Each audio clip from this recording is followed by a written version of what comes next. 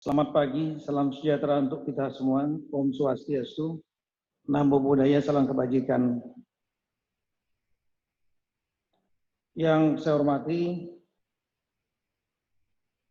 Bapak Ketua KPK, Bapak Firly, kemudian Ketua LKPP, Bapak Roni Dwi Susanto, ini urusan pengadaan lelang-lelang beliau.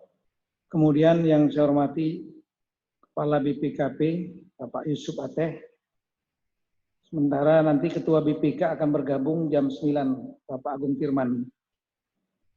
Rekan-rekan pimpinan daerah, baik tingkat 1 maupun tingkat 2, dari Sabang sampai Merauke.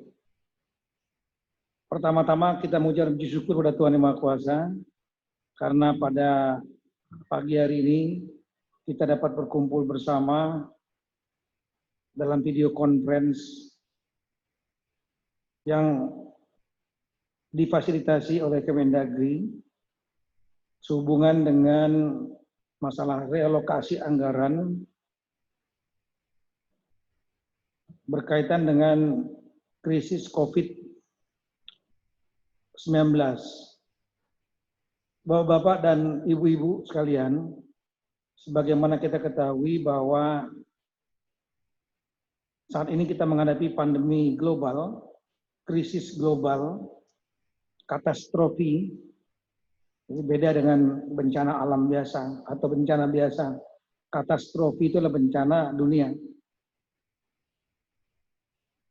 COVID-19 yang sudah melanda semua negara. 203 negara semua sudah terpapar. Dan saya ulangi mungkin kemarin pada waktu acara kemarin siang dengan beberapa menteri. Kali ini juga saya ulangi lagi, agar kita memiliki sense of crisis. Rasa bahwa ini adalah suatu krisis, dan bukan krisis biasa, tapi krisis luar biasa. Krisis pandemi kali ini adalah krisis pandemi yang terluas dalam sejarah umat manusia.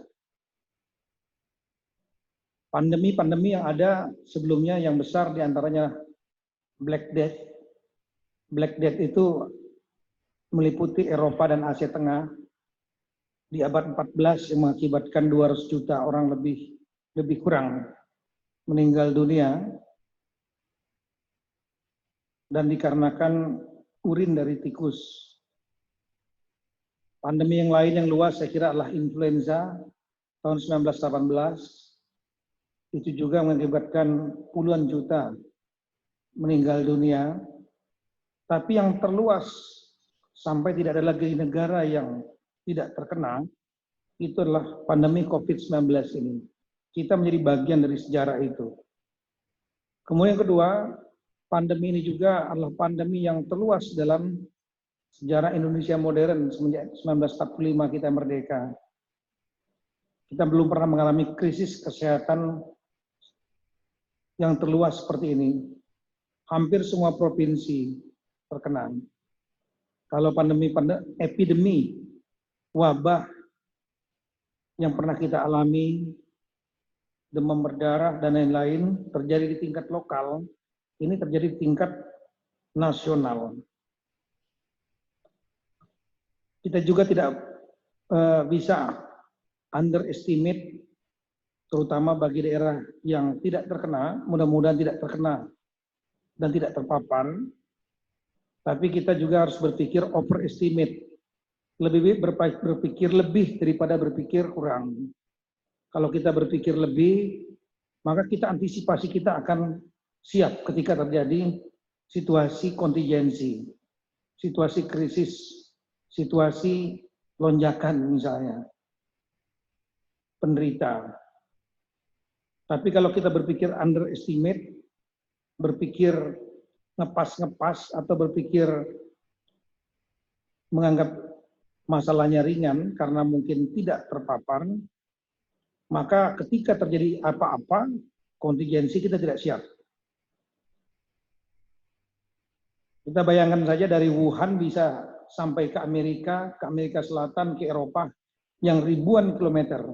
Apalagi provinsi-provinsi, kabupaten di Indonesia hanya berbeda maksimal 5.000 kilometer saja dari Sabang sampai Merauke.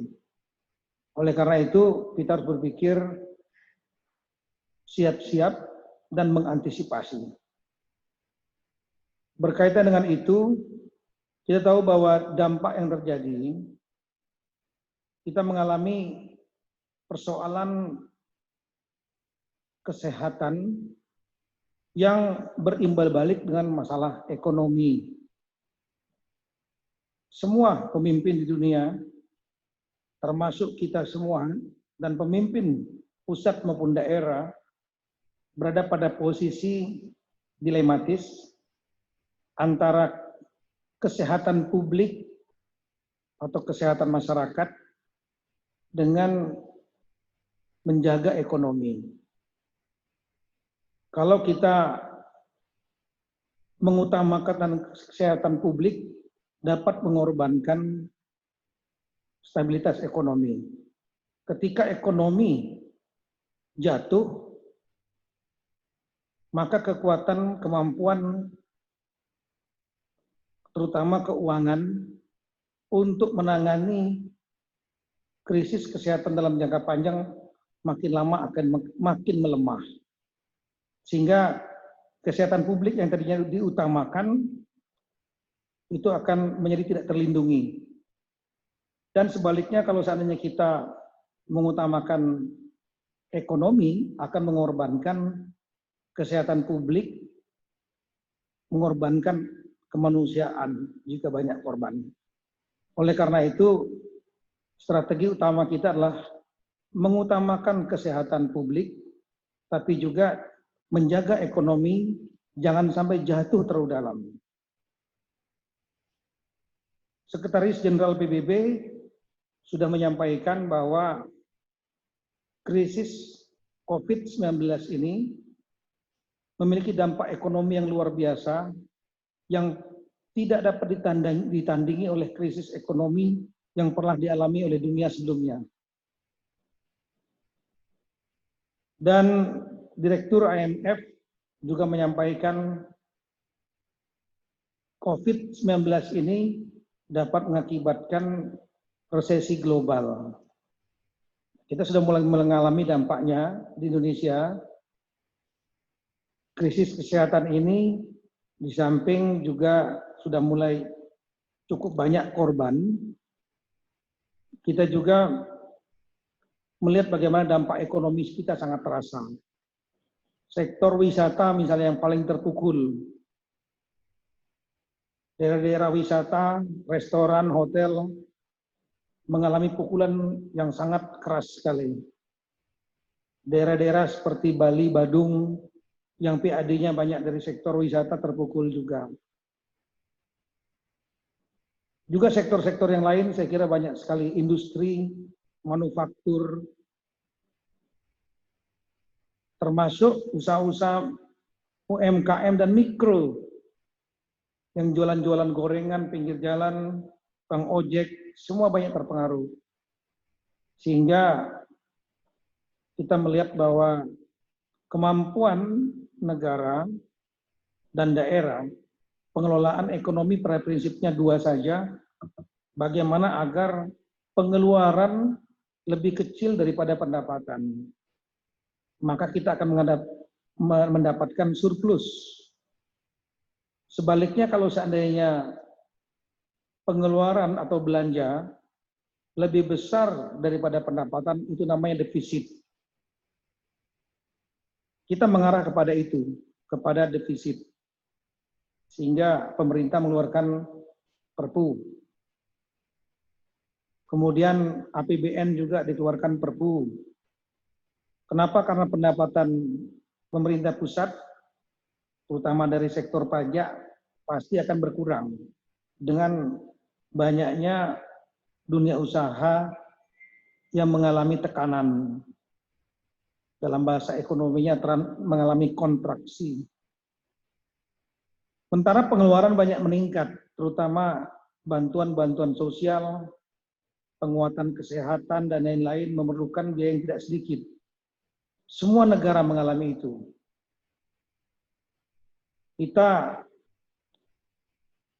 Saya yakin juga teman-teman di daerah juga mengalami hal yang sama.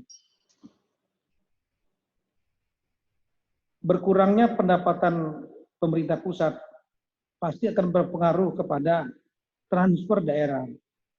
Di daerah memiliki dua sumber yang paling utama. Satu adalah dari transfer pusat yang menjadi tulang punggung untuk banyak daerah. Kabupaten terutama, sumbangan PAD itu hanya lebih kurang rata-rata 15%. 85%-nya mengandalkan transfer pusat. Sementara di tingkat provinsi, itu rata-rata dari 34 provinsi, rata-ratanya sumbangan PAD adalah 46% dari APBD.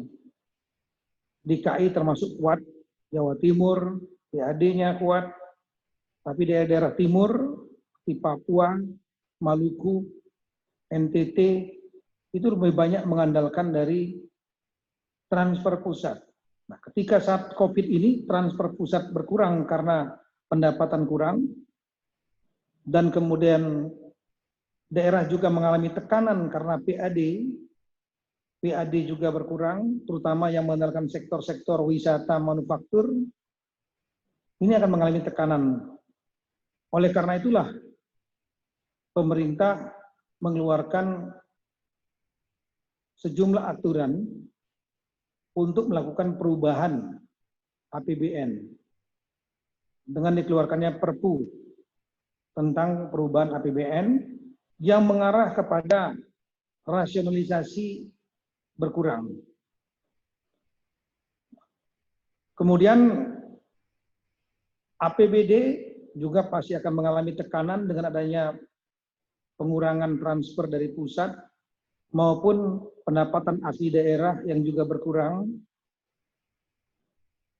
pajak berkurang, retribusi berkurang, dan lain-lain, maka otomatis juga akan terjadi perubahan APBD. Presiden sudah mengeluarkan instruksi Presiden nomor 4 tahun 2020.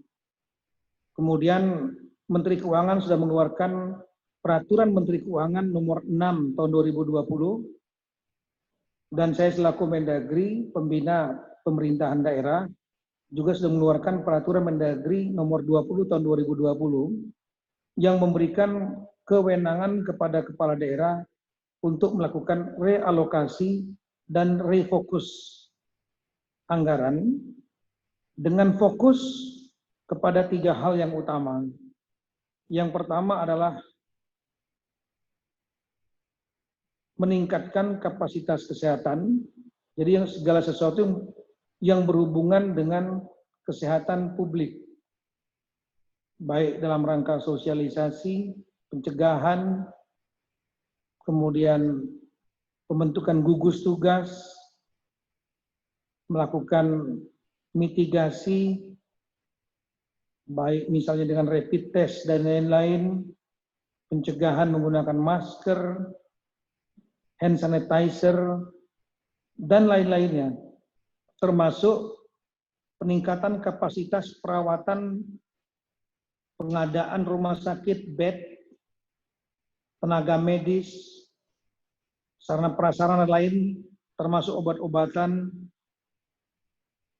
Ini semua kita harus bekerja sama antara pusat dan daerah, harus sinergi, karena inilah perang kita menghadapi COVID. Istilah war, perang ini sudah digunakan banyak negara. India sudah menggunakan war on COVID. Inggris sudah menggunakan istilah war. Amerika pun sudah menggunakan istilah war. Banyak negara menggunakan war, perang terhadap COVID. Inilah perang. Perang terhadap sesuatu lawan yang tidak bisa kita lihat, virus. Dan tidak mengenal apa targetnya, kombatan atau non-kombatan. Mau kaya, mau miskin, mau pejabat, mau bawahan, laki, perempuan, polisi, tentara, siapapun juga dapat terserang dan diserang oleh virus ini. Karena menggunakan paradigma perang inilah, maka penguatan kesehatan menjadi penting. Yang kedua adalah kita harus menyiapkan social safety net, yaitu pengamanan jaring pengaman sosial. Banyak masyarakat yang terpukul, terutama yang kurang mampu. Kalau seandainya mereka tidak ditangani dan tidak dibantu, baik oleh pemerintah maupun non-pemerintah, maka krisis kesehatan akan bisa berubah menjadi krisis ekonomi, dan krisis ekonomi akan berubah menjadi krisis sosial yang berdampak kepada krisis keamanan, gangguan keamanan. Saya kira rekan-rekan sudah mengikuti bagaimana terjadi beberapa negara lain sudah terjadi. Italia, bahkan di Amerika Serikat, supermarket diserbu dan lain-lain. Gangguan keamanan. Demikian juga yang di India. Kemudian yang ketiga adalah kita berusaha untuk terus membantu di dunia usaha tetap hidup dan survive, termasuk industri. Oleh karena itulah kemarin rapat kita dengan jajaran yang berkaitan dengan produksi, Menteri Industri, KKP, Kepala BKPM, Menteri Pertanian, yang prinsipnya bahwa industri kita yang masih bisa survive harus bisa survive. Jadi kalau ada peraturan rekan-rekan kepala daerah yang melarang dunia industri untuk bekerja, tanpa dipukul rata begitu saja, itu akan memukul dunia industri dan akhirnya secara tidak langsung nanti akan berdampak kepada sistem ekonomi nasional maupun daerah.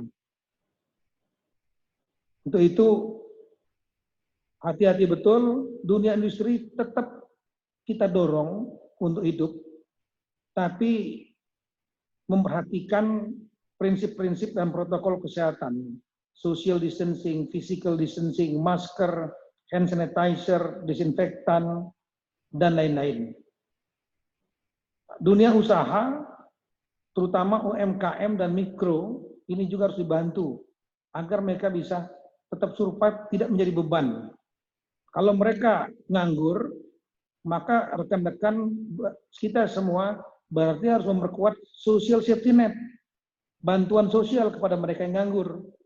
Kalau tidak, masyarakat lebih takut kepada lapar dibanding takut kepada COVID.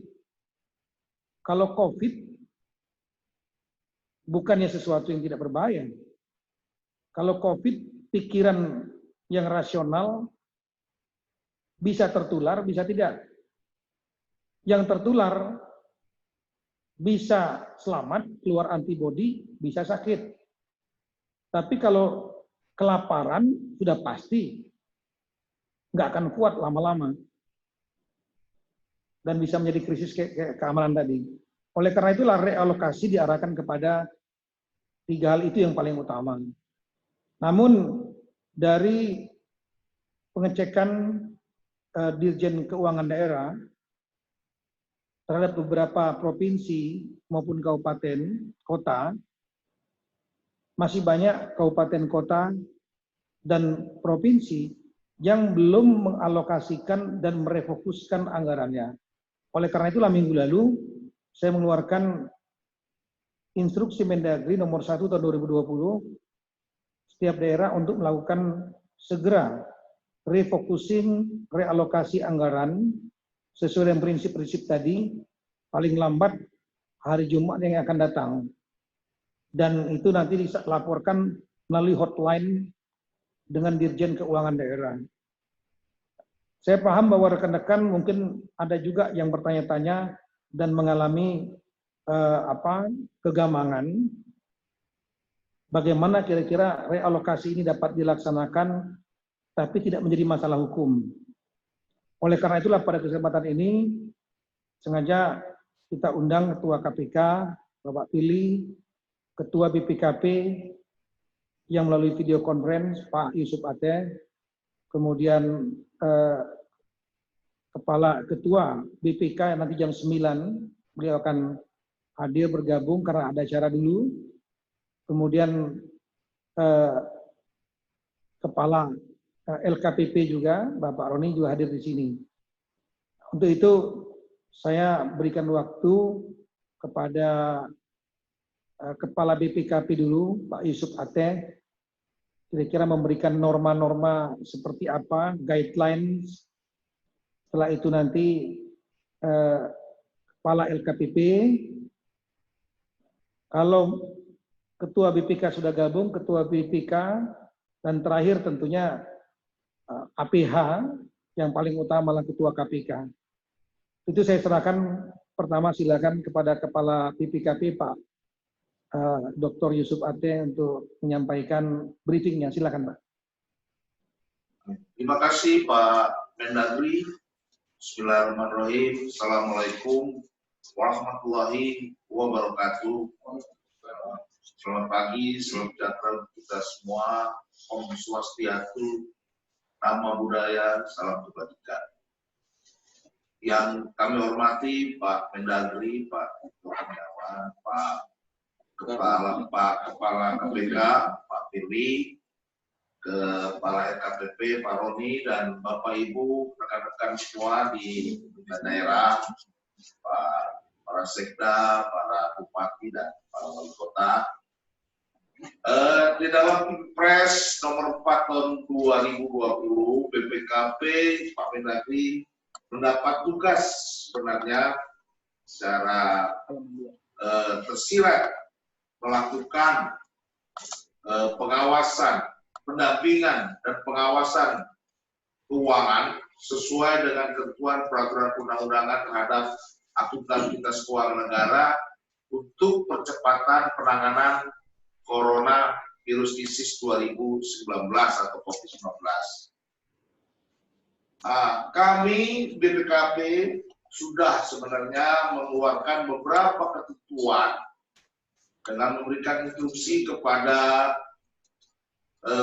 Kepala BPK, instruksi kepada teman-teman Kepala Perwakilan BPKP se-Indonesia untuk secara proaktif bekerja sama dengan seluruh pemerintah daerah, provinsi, kabupaten kota untuk memberikan pendampingan, membantu kepala-kepala daerah atau pemda-pemda dalam melakukan realokasi dan refocusing kegiatan.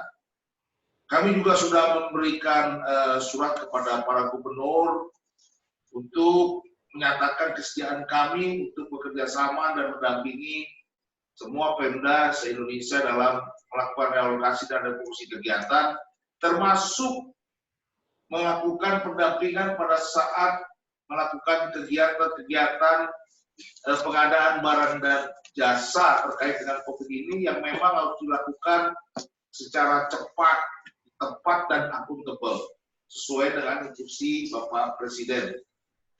Kami juga sudah mengeluarkan pedoman bagi apit-apit di seluruh Indonesia tentang bagaimana melakukan review, bagaimana melakukan tata cara review atas pengadaan barang jasa yang terkait dengan penanganan COVID-19 ini. Nah, Bapak Ibu sekalian, Pak Mendagri, kami sampaikan laporan kami bahwa kami juga telah secara proaktif ya mendorong pemda-pemda untuk segera melakukan realokasi. Kita ketahui bersama bahwa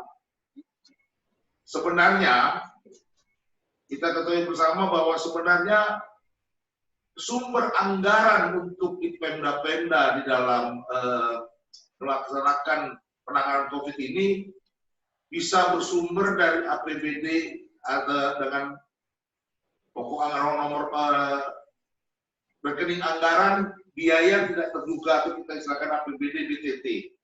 Ini memang disiapkan untuk penanganan bencana-bencana atau musibah-musibah yang bisa terjadi. Itu semua pemda pasti ada. Kemudian juga berdasarkan impres ini, APBD ini dialokasikan dan difokuskan untuk kegiatan bencana, sehingga kegiatan ini kami sudah dampingi dan sampaikan tadi, dan sudah dorong, ini berarti bisa juga akan menambah dana untuk penanganan COVID ini. Juga kita ketahui pemerintah sudah mengeluarkan Perpu tentang anggaran refocusing kegiatan sebesar 405,1 triliun dalam kaitan penanganan COVID ini untuk dilakukan di seluruh Indonesia, termasuk juga nanti ada bagian yang disampaikan untuk kepentingan di pemerintah daerah. Juga ada sumber lainnya ya, sumbangan-sumbangan masyarakat dan sebagainya. Jadi kalau setidaknya ada 4 sumber dalam sebenarnya untuk penanganan COVID-19 ini di pemerintah daerah. Ini kami sudah melakukan kajian resiko-resikonya. Kalau tidak dilakukan koordinasi, kita tidak integrasikan, ini bisa akan terjadi penggunaan dana yang tumpang tindih. Bisa peruntukan dananya tidak digunakan untuk penanganan COVID-19. Bisa juga kegiatan dianggarkan tidak sesuai prioritas, sesuai dengan penanganan COVID-19. Dan pengadaannya bisa-bisa tidak terkoordinasi. Nanti bisa saja kebanyakan beli masker, padahal yang dibutuhkan adalah misalnya mesin PCR, yang dibutuhkan adalah obat-obatan dan sebagainya. Jadi ini yang bisa terjadi. Jadi sumber dana itu sekira-kira ada 4 poin yang harus kita kelola, dan kami berdasarkan hasil monitoring dan review serta pendampingan yang sangat ketat, kami sudah menyampaikan ini saat ini sudah mengumpulkan Pak Mendagri, sudah ada 459 Pemda yang terdiri dari 34 Pemprov dan 425 pemerintah kabupaten kota, totalnya ada 459 Pemda yang sudah melakukan realokasi dan refocusing kegiatan, dan jumlah ini terus berjalan ya. Jadi ini laporan hari ini Pak Mendagri, ada jam 7 pagi tadi, kita sudah terkumpul sebesar 19 triliun 814 miliar dari 459 kabupaten kota yang dirincikan untuk alokasi anggaran jaring pengaman sosial, ya, untuk jaring pengaman sosial sebesar 3,7 triliun, kesehatan 9,5 triliun, kemudian dukungan industri dan UMKM sebesar 306 miliar, ya. Kemudian untuk pemulihan ekonomi sebagai dampak dari COVID ada 1,9 triliun dan lain-lainnya 4,2 triliun. Ini terkait dengan dukungan administrasi, dukungan dari pekerja-pekerja, termasuk insentif para dokter, juga kehumasan, publikasi, dan semua biaya dukungan untuk para dalam pelaksanaan pekerjaan penanganan COVID ini. Nah, ini jumlah ini akan terus berkembang, dan ini saya kira kami sarankan Pak Mendagri, ini nanti tim kami akan berkoordinasi dengan tim Mendagri, dan selama ini memang sudah berkoordinasi untuk bisa bersama-sama secara rinci akan melihat bagaimana integrasi dengan dana bantuan yang dilakukan, yang diberikan oleh pusat terkait dengan penanganan COVID ini untuk masing-masing daerah. Kemudian Bapak Ibu sekalian, kita juga sudah mengumpulkan berbagai macam pertanyaan dari Pemda yang terkait dalam pendampingan ini. Kami melihat memang ada kegamangan dari teman-teman di Pemda semua, terutama dalam kaitan dengan isu kewajaran harga dan isu uang muka, yang mungkin nanti secara detail akan disampaikan oleh Pak Kepala LKPP dan juga Kepala BPK dan Kepala Ketua KPK. Tapi kami sebenarnya juga sudah menyampaikan beberapa hal dan mendampingi untuk tidak usah khawatir kepada teman-teman di Pemda dalam terkaitan dengan isu kewajaran harga ini. Dan memang nanti kita siapkan, kita dampingi, kita siapkan kalau nanti setelah ini selesai, pemeriksaannya akan dilakukan setelah masalah COVID ini bisa tertangani dengan baik. Hanya sementara ini kita akan melakukan review singkat agar akuntabilitas di kemudian hari ini tidak menjadi masalah tentang isu kewajaran harga dan bagaimana isu uang muka, karena kebanyakan penyedia barang dan jasa meminta pembayaran dibuka keseluruhan atau juga sebagian. Saya kira nanti Pak Kepala LKKP akan menyampaikan masalah ini. Saya kira demikian dari kami. Pada intinya kami BPKP siap bersama-sama dengan Bapak-Bapak Ibu sekalian, termasuk dengan Pemda. Kami selalu berkoordinasi dengan Kepala LKPP dan Ketua BPK serta Ketua KPK dalam upaya memberi dukungan kepada Bapak Ibu semua di Pemda dan juga kepada Pak Mendagri dalam kaitan mengawasi dan mendukung, memberikan pengawalan terkait dengan akuntabilitas penanganan COVID-19 ini. Terima kasih. Assalamualaikum warahmatullahi wabarakatuh. Waalaikumsalam. Terima kasih banyak untuk Kepala BPKP. Saya kira menjadi masukan buat rekan-rekan di daerah. Nanti juga ada beberapa rekan daerah yang akan kita beri waktu untuk menanggapi. Tapi memang acara kita jam 10 sudah harus selesai karena ada ratas dengan Bapak Presiden. Kami silakan kepada Kepala LKPP, Pak Roni. Terima kasih Bapak Menteri Dalam Negeri. Yang saya hormati Bapak Menteri Dalam Negeri, Bapak Ketua KPK, Bapak Firly, Bapak Kepala BPKP, Bapak Sekda Provinsi, Kabupaten, dan Bapak Ibu Bupati Wali Kota. Ada Gubernur juga. Assalamualaikum warahmatullahi wabarakatuh. Selamat pagi, salam sejahtera untuk kita semua. Sesuai dengan amanat dalam Inpres nomor 4 tahun 2020, LKPP ditugaskan untuk mendampingi dalam rangka pelaksanaan pengadaan barang jasa pada kondisi darurat saat ini.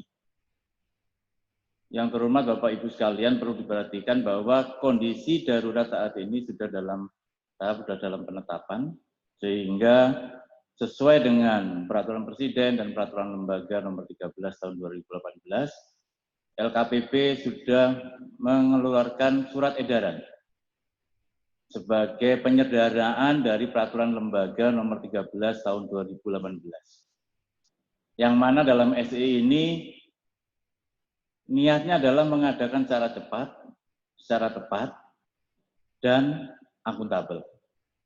Namun banyak beberapa pihak yang menafsirkan bahwa dalam kondisi saat ini, Pak, ini apakah harus penunjukan langsung atau harus beli melalui katalog, sehingga Pak Menteri ada beberapa yang, Pak tolong dimasukkan katalog, kami mau melakukan pengadaan. Kami tegaskan sekali lagi, dalam rangka pengadaan barang jasa untuk penanganan COVID-19 sangat-sangat mudah. Mudah dalam pengertian Bapak Ibu segera menentukan pemenang atau pemesanan. Butuh APD, Bapak Ibu langsung pesan. Tinggal PPK-nya saja yang pesan. Tidak perlu membentuk pokja pemilihan, tidak perlu pejabat pengadaan. Cukup PA menugaskan PPK segera memesan. Uangnya belum ada, Pak. Saat ini masih realokasi, refocusing. Terus pesan, kontrak dapat ditandatangani sebelum ada anggaran khusus untuk penanganan darurat. Utang boleh, Pak, boleh sesuai dengan Perpu. Utang kalau dibayar tahun anggaran 2020 sangat memungkinkan karena realokasi dan refocusing digunakan untuk penanganan COVID. Tapi kalau dengan realokasi refocusing tetap tidak cukup uangnya, boleh Pak dibayarkan tahun 2021, boleh. Jadi harapan kami jangan ada nanti sekda, kepala daerah yang mendapatkan laporan, Pak ini di katalog LKPP tidak ada. Sehingga tidak bisa kami proses cepat, tidak Bapak Ibu. Sekali lagi, PPK tinggal menunjuk penyedia, tapi ini bukan penunjukan langsung sekali lagi. Kalau penunjukan langsung harus ada HPS, harus ada pokja pemilihan, terus nanti ada negosiasi harga, negosiasi teknis. Ini tidak. Tapi bukan berarti gampang, tapi terus digampangin, bukan itu. Tidak harus ada di katalog, tidak. Bapak Ibu lakukannya offline saat ini. Kalau katalog online, semua transaksi kelihatan di sana. Harus punya rencana pengadaannya, harus masuk sirup. Ini tidak ada di sirup juga tidak apa-apa. Terus kemudian penyediaannya Pak dibatasi di LKPP sesuai dengan yang penyedia yang sudah ada saat ini dan yang ada di katalog. Tidak. Penyedianya adalah yang Bapak Ibu anggap mampu. Kami memberikan referensi, penyedia yang saat ini bekerja, ini berkontrak, itu artinya tidak abal-abal. Penyedia yang ada di e-katalog, artinya penyedia itu sudah kami verifikasi. Silakan dihubungi penyedia itu. Pak, kami punya penyedia baru saat ini, yang kami jamin juga bagus, sesuai dengan standar. Silakan langsung ditunjuk. Kalau untuk barang dan jasa, silakan langsung pesan. Kalau untuk kontraksi, silakan bikin SPPBJ. Pak, kami butuh jasa pengiriman. Boleh nggak pihak tertentu ini kami tugaskan untuk mengirimkan, karena dia sudah biasa. Silakan langsung. Jadi ini tunjuk itu bukan berarti penunjukan langsung. Beda dengan mekanisme penunjukan langsung maupun penunjukan katalog. Meskipun harganya Bapak Ibu belum punya perkiraan. Jadi harga yang tidak wajar pada kondisi yang saat ini adalah harga wajar. Pak, kapan harus menyediakan bukti ketidakwajaran atau bukti kewajaran? Minta penyedia siapkan bukti kewajaran harga. Itu jangan sampai menghambat. Pak, penyedia belum menyerahkan bukti kewajaran sehingga kami tidak berani memesan. Penyedia menyiapkan bukti kewajaran harga, nanti pada saat setelah dibayar, dilakukan post audit oleh BPKP, baru dia bisa menunjukkan. Dasarnya apa bukti kewajaran? Dia punya kontrak sebelumnya, dia punya dari distributor, dari produsen, sehingga ada di situ bukti kewajaran. Oh, memang harga ini wajar pada saat kondisi yang tidak wajar. Harga 200.000 menjadi 1 juta, wajar saat ini. Itu tidak ada masalah. Jadi jangan sampai Bapak Ibu berhenti gara-gara Pak, penyedia tidak mau menyiapkan bukti kewajaran. Kalau dia tidak mau menyiapkan bukti kewajaran dan menyiapkannya nanti, tolong dipilah. Pak, kami tidak siap sekarang, nanti kami siapkan setelah dibayar, tidak apa-apa, karena ada post audit.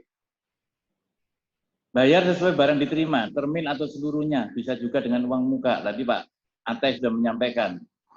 Pak, uang muka udah biasa, sekarang udah muncul Pak, dibayarnya minta 100% penyedia di depan. Mudah-mudahan penyedia di kita sebagian besar sudah paham bahwa ini kondisi darurat, tidak minta 100%. Kalau minta 100% boleh dibayar nggak Pak? Boleh. Anggarannya ada, boleh. Anggarannya nggak ada saja boleh, apalagi anggarannya ada. Jadi ini dalam kondisi yang betul-betul darurat, kita butuh penyelamatan secepatnya. Jangan dipersulit dengan hal-hal yang sifatnya administratif, seperti boleh tidak berani kontrak dan sebagainya. Bapak Ibu yang tahu mana yang dibutuhkan. Seperti angka yang Pak Ate tadi saya sampaikan Pak Mendagri, mungkin perlu ditelaah lagi, saya sampaikan ke Bapak, beliau nanti akan menyampaikan apa yang perlu dicermati. Lanjut. Untuk pengadaan barang, ini sudah kami sampaikan tadi, ini untuk konstruksi. Saat ini dibutuhkan konstruksi yang segera Pak dalam rangka penanganan COVID, misalkan pembangunan ruang-ruang isolasi, ruang karantina, rumah sakit dengan rehab segala dan sebagainya, terbitkan saja SPPBJ, surat perintah, dan surat perintah mulai kerja. Di sana ada apa yang akan dikerjakan, kapan dikerjakan, kemudian ada diatur di dalam Perlem 13, ada aturan berarti cost plus fee dan sebagainya, silakan. Pak, anggarannya belum tersedia, boleh nggak kami berkontrak? Dalam kondisi darurat boleh berkontrak. Nanti bayarnya berdasarkan SPPBJ. Sekali lagi ini bisa dengan uang muka atau setelah pekerjaan selesai per termin, Pak, kami setelah barangnya dikirim, kami mau bayar, Bapak Ibu silakan sesuai dengan kebutuhan dan kesepakatan dengan pihak penyedia. Lanjut, ini kami sampaikan sekali lagi, kami mengutamakan dengan harga satuan, karena nanti pos auditnya akan lebih mudah, tapi kalau Bapak Ibu jangan bilang, Pak lamsam boleh nggak? Pasti boleh, utamakan kok ini. Boleh gabungan nggak Pak lamsam dan kontrak? Boleh. Pak boleh nggak? Cost plus fee? Boleh. Nanti akan dilakukan pos audit, dan ada kesepakatan, kalau kelebihan bayar akan diminta untuk mengembalikan. Kalau kurang bayar, pemerintah juga akan menambah pembayaran. Artinya pemerintah akan bersikap fair pada penyedia. Dan ini yang kami minta kepada BPKP untuk pendampingannya sesuai teman-teman di auditor pasti paham SOP dalam kondisi darurat beda dengan kondisi normal. Dan pasti Pak Ate sudah siap mengatakan bahwa kami siap untuk melakukan pengawasan dan pendampingan juga dalam prosesnya. Kemudian boleh tidak swakelola? Sangat boleh. Gabungan antara penyedia dengan swakelola boleh. Bapak Ibu menyediakan barangnya distribusi saat ini dari pihak distributor, dari produsen, nanti yang ngirim dari TNI, dari Polri, itu kan berarti swakelola tipe 2. Silakan. Atau dengan BUMN tertentu melakukan pekerjaan distribusinya, boleh. Pak, boleh nggak kami sendiri yang mengerjakan Jatker? Di dinas kami punya, kabupaten, provinsi kami punya, silakan. Itu swakelola tipe 1. Masyarakat boleh tidak? Boleh, selama memang tahu standar spesifikasi yang dibutuhkan. Jadi ini bukan sekedar memberikan pekerjaan, tapi harus dipastikan apalagi terkait dengan APD. Harus betul-betul spesifikasi teknisnya seperti apa, standar kesehatannya seperti apa. Jadi swakelola sekali lagi boleh, masyarakat boleh, dunia usaha yang terkait dengan pemerintah juga boleh, BUMN, BUMD, silakan menjadi penyedia dalam kondisi darurat ini dengan ditunjuk secara langsung oleh BPK. Saya kira itu Pak Menteri Dalam Negeri, sekali lagi kami tegaskan bahwa dalam kondisi darurat sesuai dengan peraturan lembaga nomor 13, bukan penunjukan langsung, bukan melalui katalog. Jadi tidak ada alasan, Pak kami ingin memberikan mahasiswa pulsa, tapi belum ada di katalog. Itu sudah bisnis yang mapan. Jadi nggak perlu masuk katalog pun juga langsung ditunjuk siapa provider untuk membeli itu juga siap. Yang kami tegaskan memang di dalam aturan terakhir dalam SE kami adalah agar memenuhi etika pengadaan. Dalam kondisi darurat ini tidak tertutup kemungkinan banyak pihak-pihak yang melakukan moral hazard dengan mengatasnamakan kondisi darurat, melakukan akhirnya nanti persekongkolan, dan dipastikan nanti Pak Kepala Ketua KPK sangat clear nanti menjelaskan bagaimana aturan jangan takut dan sebagainya. Di dalam etika pengadaan, sejak perencanaan, pelaksanaan, pembayaran, dan selesai pembayaran pun tidak boleh ada janji, tidak boleh memberikan sesuatu. Nanti kami berikan setelah selesai proses COVID ini menjadi masalah.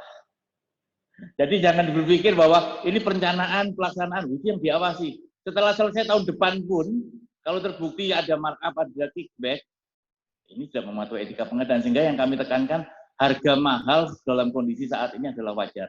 Tetapi jangan ada di sana markup ataupun apalagi kickback dalam proses penanganannya.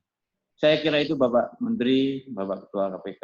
Terima kasih. Assalamualaikum warahmatullahi wabarakatuh. Waalaikumsalam warahmatullahi wabarakatuh. Terima kasih banyak pada Bapak Roni, Kepala LKPP. Kita lanjut kepada Ketua KPK, Bapak Fili Bauri. Silakan Pak. Bismillahirrahmanirrahim.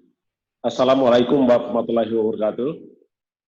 Yang saya hormati Bapak Mendagri, Ketua BPK, Kepala BPKP, LKPP, dan segenap Gubernur, Bupati, Wali Kota, dan Sekda di manapun berada.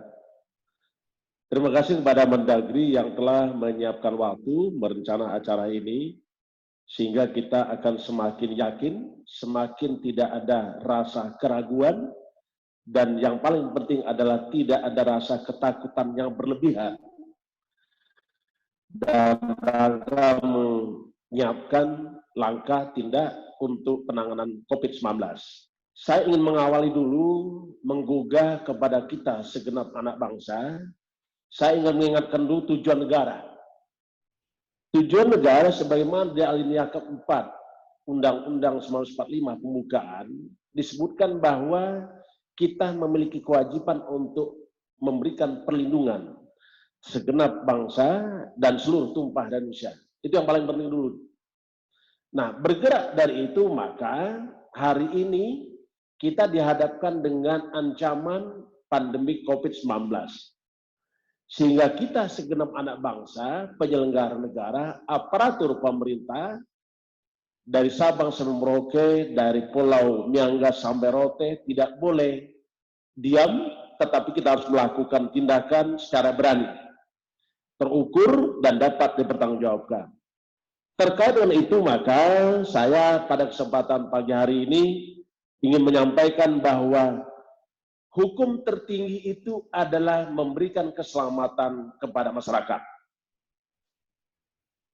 Nah, terkait dengan itu, maka ada filsuf dari Itali mengatakan bahwa salus populi suprema lex esto.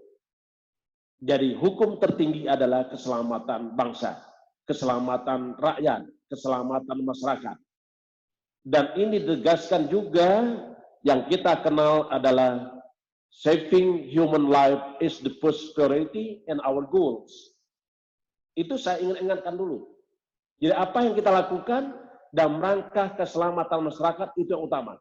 Jadi tidak boleh ada rasa ketakutan yang berlebihan bila mana kita memang untuk memberikan pelindungan kepada segenap bangsa dan seluruh tumpah dari Indonesia. Itu yang pertama. Yang kedua, sehubungan dengan hal tersebut, terima kasih kepada Mendagri yang telah mengundang kami. Ada beberapa hal yang perlu kami ingin sampaikan.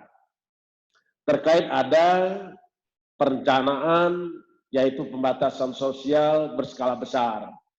Tentu ini ingin kami sampaikan dulu, karena di dalam Undang-Undang Nomor 6 Tahun 2018, memang di dalam pasal 60, bahwa kekarantinaan kesehatan itu ada 4 bagian. Bisa dilakukan karena terbatas dalam rumah, bisa terbatas wilayah, bisa terbatas dalam rumah sakit, dan yang terakhir adalah pembatas sosial berskala besar. Yang ingin kami sampaikan kepada gubernur, bupati, kepala daerah, apabila akan mengambil PSBB, tentu ini adalah kebijakan pemerintah pusat. Jangan sampai ada yang mengambil kebijakan masing-masing. Dan yang paling penting lagi adalah ada beberapa kesiapan yang harus dicek. Pertama adalah kesiapan aparat pelaksana di semua stakeholder, baik itu pemerintah daerah, masyarakatnya, aparat keamanan, TNI, Polri, seluruh lembaga sosial masyarakat, tokoh agama, tokoh masyarakat harus dilibatkan. Sehingga apa yang kita ambil keputusan, itu adalah keputusan bersama di daerah yang akan mengambil keputusan PSBB. Yang kedua, siapkan betul sarana prasarananya. Yang ketiga adalah yakinkan distribusi logistik, distribusi alat-alat kesehatan, itu ada jaminan ketersediaannya dan dijamin untuk distribusinya. Yang terakhir juga adalah masyarakat dan budaya hukum masyarakat harus diingatkan. Jangan sampai kita mengambil kebijakan, masyarakat tidak tahu. Sehingga timbul kegagapan, timbul ketidakpastian, dan lebih menakutkan lagi adalah apabila terjadi gangguan social disorder, gangguan keamanan yang akan berdampak lebih buruk. Jadi ini tolong kepada kepala daerah yang harus dipedomani. Selanjutnya, tadi Kepala LKPP sudah menyampaikan. Saya secara pribadi dan secara kedinasan selalu berkomunikasi dengan, pertama, seketika ada COVID-19, saya berkomunikasi dengan Kepala LKPP untuk memastikan apakah pengadaan barang jasa dalam keadaan bencana itu diatur sendiri. Nah, kita lihat ada Inpres nomor 4 tahun 2020. Di situ diamankan bahwa LKPP itu melakukan pendampingan. Dan BPKP diamankan untuk melakukan pengawasan. Jadi ini saya minta betul, dan saya selalu komunikasi dengan Kepala BPKP maupun LKPP untuk pengadaan barang dan jasa dalam keadaan bencana. Saya tidak ingin masuk dalam ranah itu, tetapi ada beberapa hal yang menjadi perhatian dan penekanan KPK. Yang pertama adalah dalam rangka pengadaan barang jasa, hindari dan tidak boleh terjadi unsur-unsur yang bersifat koruptif.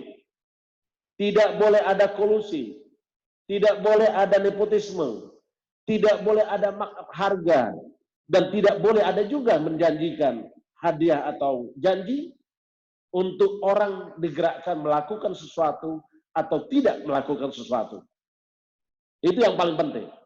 Yang berikutnya adalah kami ingin sampaikan bahwa subjek hukum dalam rangka pengambil kebijakan, saya garis bawahi, subjek hukum yang melakukan pengambil kebijakan sesungguhnya tidak dapat diminta pertanggungjawaban pidana. Jadi pengambil kebijakan tidak dapat dimintakan pertanggungjawaban pidana. Sejauh yang tadi saya sampaikan adalah salus populi suprema lex ex, yaitu keselamatan masyarakat itu merupakan hukum tertinggi. Dan berikutnya, tidak boleh ada niat untuk melakukan korupsi. Tidak boleh ada pembiaran orang melakukan korupsi. Kita sudah tahu, oh ini nanti, seperti tadi disampaikan oleh Pak Kepala LKPP, udah jalankan aja dulu, nanti kalau udah selesai baru dikasih. Itu adalah telah melakukan sesuatu, baru mendapatkan sesuatu, hadiah atau janji. Itu tidak boleh. Atau secara sadar dia paham bahwa ini nanti kalau dilakukan akan terjadi korupsi. Itu tidak boleh. Nah, untuk itu kami sudah membuat surat edaran nomor 8 tahun 2020 yang isinya adalah rambu-rambu. Kami ingin mengingatkan di dalam rangka penanganan COVID-19 tetap pada tujuan adalah keselamatan masyarakat merupakan hukum tertinggi. Keselamatan jiwa manusia adalah prioritas. Sehingga di dalam surat edaran KPK nomor 8 tahun 2020 ada rambu-rambu yang kami sampaikan. Pertama, dalam pengadaan jasa tidak boleh ada melakukan persekongkolan kolusi dengan penyedia barang dan jasa. Jadi ikuti Perpres nomor 16 2018, ikuti peraturan lembaga LKPP nomor 13 2018, bagaimana pengelolaan barang dan jasa dan pengadaan bencana. Pengguna anggaran menyampaikan memerintahkan PPK untuk menghubungi, mencari para penyedia jasa, dilakukan dan dicari dengan harga yang terbaik, langsung diskusi, tetapi tetaplah dilengkapi dengan dokumen-dokumen pengadaan. Karena nanti terakhir akan ada pos audit. Begitu Pak Kepala LKPP ya. Kami ingin sampaikan, jangan sampai gubernur, kepala daerah, bupati, wali kota, PPK ada rasa ketakutan berlebihan. Sehingga mengabaikan penanganan bencana ini.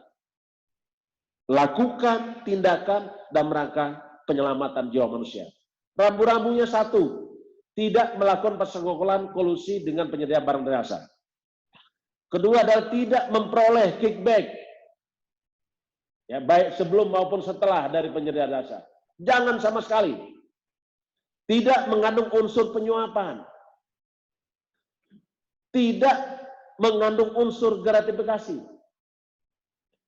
Tidak mengandung unsur adanya benturan kepentingan dalam pengadaan. Ini sudah tahu persis dari PPK, sudah paham. Tidak mengandung unsur kecurangan atau maladministrasi. Makanya tadi disampaikan oleh Kepala LKPP, administrasi harus dapat dipertanggungjawabkan dan semuanya tercatat. Yang berikutnya adalah tidak berniat jahat. Jadi tidak ada niat untuk melakukan kejahatan. Dengan memanfaatkan kondisi darurat atau bahaya atau bencana. Yang terakhir adalah tidak membiarkan terjadinya tindak pidana korupsi.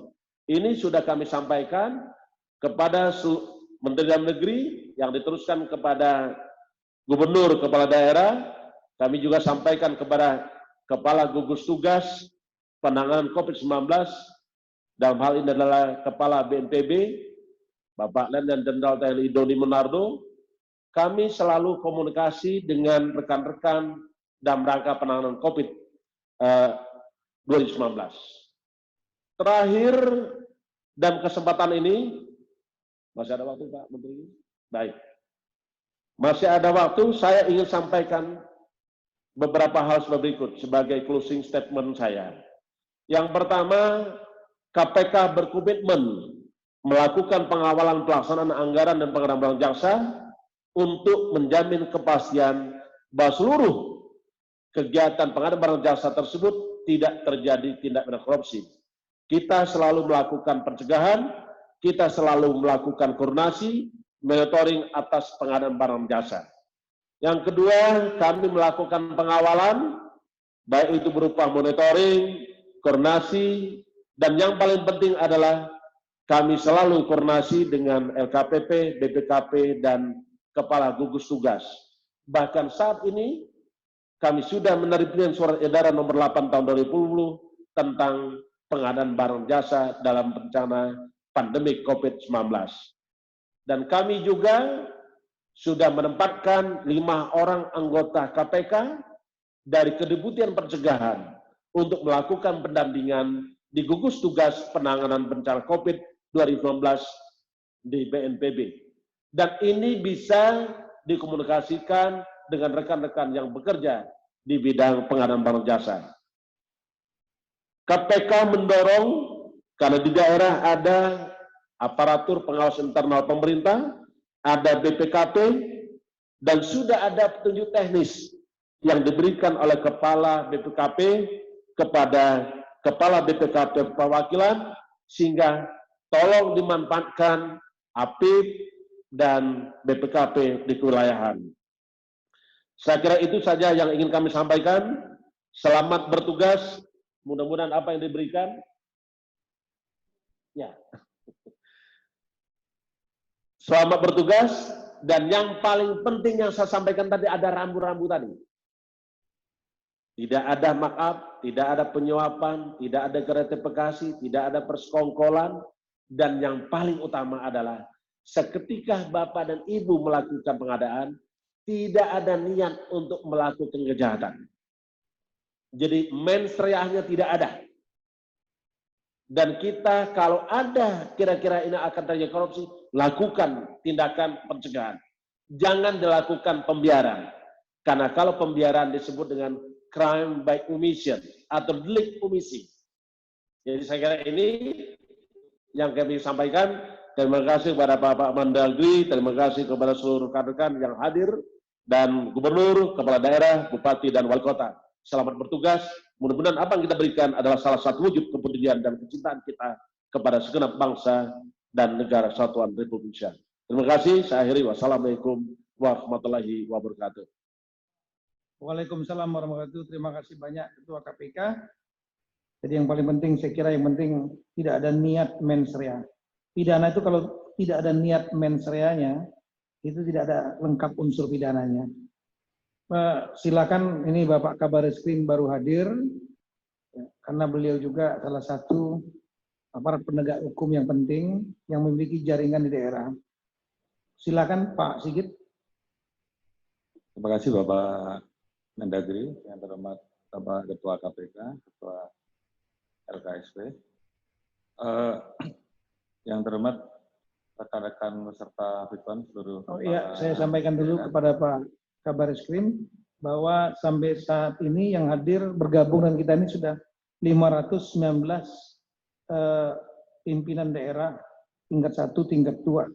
Terima kasih Pak. Ya, terima kasih Pak. Yang terhormat rekan-rekan seluruh kepala daerah yang bergabung dalam kegiatan FIKON, terima kasih Bapak Mendagri atas undangan yang telah diberikan kepada kami untuk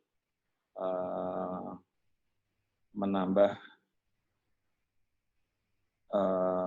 penguatan terhadap rekan-rekan terkait dengan adanya Perpu RI nomor 1 tahun 2020 yang memberikan kesempatan rekan-rekan untuk melakukan relokasi anggaran dalam rangka upaya-upaya untuk penanganan terhadap penyebaran COVID-19.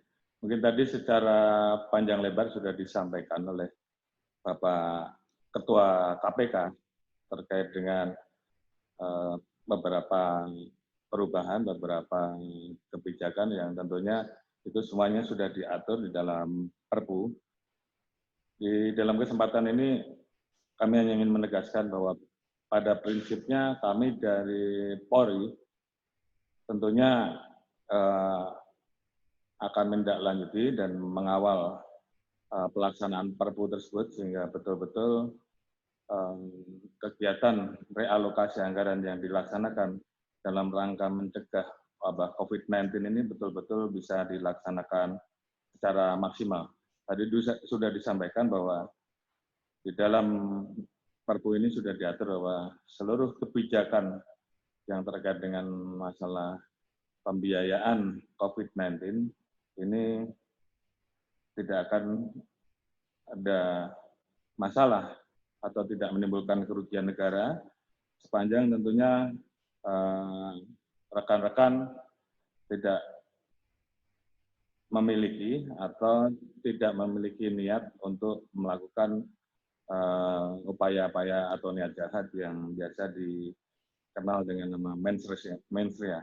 Oleh karena itu, supaya rekan-rekan di lapangan juga nanti tidak ada keraguan-raguan, kami dari Polri Bapak Kapolri sudah mengeluarkan STR nomor 1097 terkait dengan masalah asistensi terkait dengan kebijakan Perpu untuk merealokasi anggaran ini.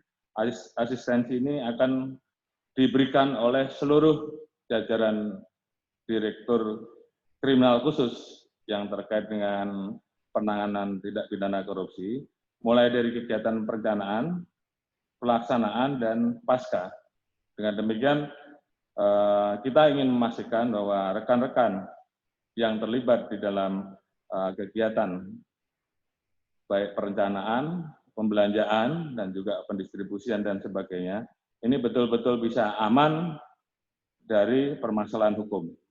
Jadi sekali lagi, rekan-rekan tidak perlu ragu-ragu, kami sudah mengeluarkan STR tersebut, silahkan untuk dihubungi, dan nanti juga setelah di rapat ini kami akan menekankan kembali kepada Direktur Wilayah kami untuk segera memberikan asistensi kepada seluruh rekan-rekan sehingga maksud dan tujuan dari Perpu yang dibuat dalam rangka membuat ruang fiskal bisa menjadi lebih luas, lebih besar di dalam rangka penanganan COVID ini betul-betul bisa dilaksanakan dengan sebaik-baiknya. Kemudian juga ada beberapa STR yang sudah kita keluarkan terkait dengan pembatasan sosial berskala besar. Ini juga silakan rekan-rekan dari kepala daerah bisa berdampingan dengan kami pada prinsipnya terhadap kegiatan rekan-rekan sebagai kepala gugus tugas daerah, maka Polri akan selalu memberikan pendampingan, baik mulai dari proses kegiatan PSBB, hal-hal yang dilarang oleh para kepala daerah, dan hal-hal yang harus diperbolehkan, maka kami dari Polri akan selalu siap mendampingi sehingga seluruh kegiatan kebijakan di dalam PSBB ini betul-betul bisa terlaksana dengan sebaik-baiknya. Mungkin itu yang bisa kami sampaikan, Bapak Mendagri. Terima kasih. Wassalamualaikum warahmatullahi wabarakatuh. Waalaikumsalam. Terima kasih banyak untuk Pak Komjen Sigit, Kabar Eskrim. Saya mendengar bahwa Pak Ketua BPK, Bapak Dr. Agung Firman sudah bergabung. Ya. Kita mohon arahan dari Bapak Agung Firman. Kami persilakan Pak, ada 519. Sekarang... Luar biasa. Dari daerah, khusus untuk Pak Firman. Silakan Pak Agung. Baik, Assalamualaikum warahmatullahi wabarakatuh. Yang saya hormati Menteri Dalam Negeri Republik Indonesia Pak Jenderal Tito Karnavian, Jenderal Profesor Dr. Tito Karnavian. Yang saya hormati Ketua Komisi Pemberantasan Korupsi, Bapak Komisaris Jenderal Firly Bahuri. Saya nggak lihat semua nih, Pak Menteri dari sini kelihatannya kecil-kecil gitu. Tadi yang baru berbicara, yang terhormat Bapak Kabar Eskrim, Pak Listio Sigit, Bapak-bapak para kepala daerah dari seluruh Republik Indonesia yang hadir dan ikut menyaksikan acara pada hari ini, perkenankan kami untuk menyampaikan beberapa hal terkait dengan upaya kita untuk melakukan penanganan terhadap masalah yang saat ini sedang kita hadapi, yaitu COVID-19. Pertama, kami memahami bahwasanya pemerintah menggunakan semua upaya yang dilakukan agar respon yang dilakukan oleh pemerintah pada saat ini dapat efektif. Salah satu diantaranya adalah dengan memperbesar kapasitas fiskal yang tadi sudah disebutkan sebagian oleh Pak Komjen Listio Sigit tadi. Namun demikian kami juga ingin menyampaikan bahwa dalam pelaksanaannya sudah barang tentu kita, karena ini adalah sebuah upaya kita untuk menangani masalah, jangan sampai agar upaya ini menimbulkan masalah baru. Ada beberapa hal, saya pikir tadi sudah disampaikan oleh Pak Menteri Dalam Negeri secara lengkap terkait instrumen kebijakan yang diterbitkan untuk menangani masalah yang kita hadapi pada saat ini, yaitu penanggulangan COVID-19. Salah satu diantaranya adalah dengan refocusing yang sebenarnya ingin kami sampaikan, refocusing itu adalah shifting ya, pergeseran dari belanja modal dan beberapa kelompok belanja kepada belanja-belanja yang tujuannya untuk penanganan kesehatan, penanggulangan bencana, modal belanja bantuan sosial dan belanja hibah. Jadi kalau bahasa yang kami gunakan sebenarnya adalah pergeseran. Kami ingin menyampaikan bahwa sebenarnya kalau pergeseran itu dalam satu akun belanja, kan sekarang ini akun belanja yang utama adalah akun belanja barang sebenarnya, di mana belanja perjalanan dinas yang jumlahnya cukup besar, signifikan, cukup material itu digeser untuk belanja kesehatan. Sebenarnya di satu kelompok, yaitu kelompok belanja barang. Nah, pola ini sebenarnya tidak terlalu perlu banyak instrumen kebijakan pendukung, Bapak-Bapak dari DPRD dan kemudian pemerintah daerah dapat bersepakat karena tidak terjadi perubahan postur di dalam APBD. Ini posisinya, jadi cukup diputuskan sebagian, kemudian sebenarnya oleh teman-teman dari DPRD disetujui sepanjang sudah barang tentu sudah dengan hitung-hitungan yang jelas tentang kebutuhannya. Kemudian penting untuk kami sampaikan pula bahwa tadi yang kami sampaikan bahwa mitigasi resiko, upaya kita mengatasi masalah dan mitigasi resiko itu juga perlu kita perhatikan. Nah, salah satu diantaranya adalah kita tetap melaksanakan hal tersebut terkait dengan pengadaan barang dan jasa dengan melibatkan LKPP dan juga BPKP. Di LKPP terkait dengan regulasi untuk pengadaan barang dan jasa, dan BPKP terkait dengan masalah review yang Bapak-Bapak mungkin butuhkan, tadi asistensi yang dibutuhkan terkait dengan mungkin pembelanjaan ini terkait dengan masalah pengadaan barang dan jasa, dan hal-hal yang lain juga. Namun demikian kami ingin mengatakan kembali bahwa akuntabilitas itu menjadi sesuatu yang penting. Sebagai gambaran di Amerika Serikat, program CARES itu melibatkan secara sangat intens DPR-nya. Jadi di sana malah dibentuk satu Committee Oversight khusus untuk memantau pelaksanaan kegiatan ini. Jadi pemerintahnya membentuk Inspektorat Jenderal khusus pada tingkat pelaksanaan, dan kemudian di DPR-nya, Senat Amerika Serikat, Kongres Amerika Serikat membentuk Komite Oversight untuk memantau persoalan ini. Nah, kemudian ada beberapa hal yang penting untuk diperhatikan dalam kesempatan ini. Yang pertama adalah refocusing dan realokasi anggaran agar dilakukan secara cermat sesuai dengan prioritas yang telah ditetapkan. Jadi kan ada beberapa hal ya. Ini bukan technical assistant Bapak-Bapak, tapi penting untuk jadi perhatian kita. Jadi saya ulangi adalah refocusing dan realokasi anggaran agar ditetapkan, agar dilakukan secara cermat sesuai dengan prioritas yang telah ditetapkan. Yaitu prioritasnya yang utama adalah masalah kesehatan, dampak ekonomi, dan jaring pengaman sosial. Kemudian pengadaan barang dan jasa juga tetap harus sesuai dengan rencana kebutuhan dalam rangka penanganan keadaan darurat COVID-19. Tiga adalah pengadaan barang dan jasa tetap memperhatikan peraturan perundang-undangan yang berlaku, termasuk peraturan yang dikeluarkan khusus dalam rangka penanganan COVID-19. Yaitu ada surat edaran dari LKPP, dan peraturan LKPP tentang pengadaan barang dan jasa dalam penanganan keadaan darurat. Kemudian juga pengadaan barang dan jasa tetap memperhatikan prinsip efektif, transparan, dan accountable. Pencairan dana juga agar tetap dilaksanakan dengan mekanisme perundang-undangan, dan pertanggungjawaban penggunaan dana tetap memperhatikan kelengkapan administrasi yang lengkap dan sah. Jadi sebenarnya walaupun ada situasi yang seperti sekarang, bukan berarti kita bisa ugal-ugalan menggunakan anggaran, tetapi kita tetap menggunakan hal tersebut dengan kriteria yang mungkin lebih, atau prosedur yang dilonggarkan. Nah, kami ingin mengingatkan dalam kesempatan ini, walaupun secara khusus disebutkan bahwa biaya penanganan COVID-19 itu tidak masuk kepada kerugian negara, biayanya artinya perencanaan terkait dengan penanganan COVID-19 dengan semua konsekuensinya betul bukan merupakan kerugian negara. Namun demikian, apabila dalam proses pengadaannya ternyata ada masalah fiktif, kemudian pengadaannya tidak sesuai dengan ketentuan perundang-undangan dan sebagainya, dia tetap akan menjadi temuan dan kemudian tetap akan punya dampak terhadap kerugian negara. Jadi biayanya, jadi Bapak harus dipahami bahwasanya tidak ada kerugian negara itu adalah apabila kemudian dari kelompok belanja yang Bapak miliki, karena ada masalah di tiap daerah, ada masalah di tiap satuan kerja dalam rangka menangani COVID-19 itu dipindahkan, difokuskan kembali khusus untuk masalah penanganan COVID-19, ini bukan merupakan bagian dari kerugian negara. Sudah barang tentu ada kelompok belanjanya yang harus kita lihat untuk kesehatan itu untuk apa saja. Misalnya untuk beli APD dan lain sebagainya, yang kebutuhannya penting untuk Bapak tetapkan terlebih dahulu. Teknis bagaimana melakukan itu silakan Bapak nanti berhubungan dengan BPKP, dan teknis pengadaan barang dan jasanya silakan nanti berhubungan dengan LKPP.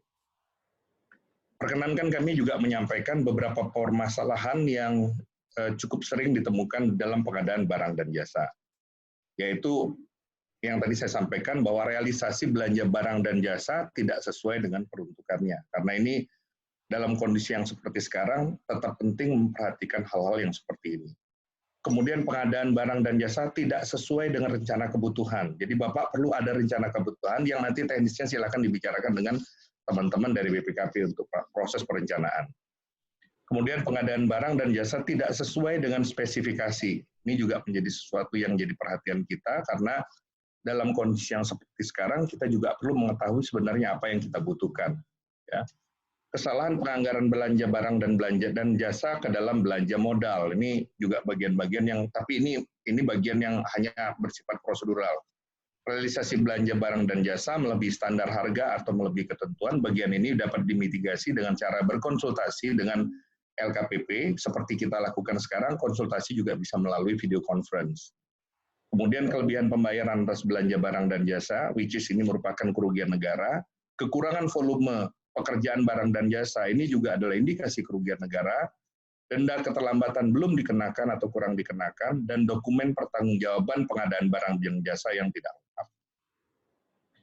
Dalam kesempatan ini, Pak Menteri Dalam Negeri, perkenankan kami juga menyampaikan, karena pada saat ini kita juga sedang melaksanakan pemeriksaan atas laporan keuangan, ini terkait pemeriksaan laporan keuangan Badan Layanan Umum Daerah tahun 2019. Bahwa pemeriksaan BPK atas BLUD itu dilakukan dalam kerangka pemeriksaan atas laporan keuangan pemerintah daerah atau LKPD tahun 2019, sehingga BPK hanya memberikan opini atas LKPD tahun 2019. Ya. Pemeriksaan LKBLD tahun 2019 dapat dilakukan oleh kantor akuntan publik dan penetapan KAP diserahkan kepada BLUD masing-masing. Jadi nanti dalam pemeriksaan Badan Layanan Umum Daerah, karena jumlahnya cukup banyak atau sangat banyak dihubungkan dengan jumlah daerah, saya paham betul bahwa seluruh daerah memiliki Badan Layanan Umum Daerah masing-masing, oleh karena itu ada semacam pembatasan di mana opini kita hanya kepada sebenarnya BLUD itu dalam konteks ini, tetapi kita menyerahkan kepada pemerintah daerah untuk menetapkan sendiri kantor akuntan publik yang akan digunakan dalam rangka melakukan pemeriksaan laporan keuangan terhadap BLUD. Kemudian pemeriksaan oleh KAP diharapkan sesuai dengan jadwal pelaksanaan pemeriksaan LKPD tahun 2019 oleh BPK. Nah, kami ingin juga menyampaikan bahwa di Badan Pemeriksa Keuangan Republik Indonesia sendiri, ini adalah sudah yang kedua kami melakukan perpanjangan penerapan work from home. Jadi kami termasuk yang pertama melakukan penerapan work from home, dan ini sudah adalah perpanjangan yang kedua, kita perpanjang sampai tanggal 14 April 2019, mungkin akan kita perpanjang 1-2 minggu lagi, 1 kali, mengingat situasi yang ada pada saat ini.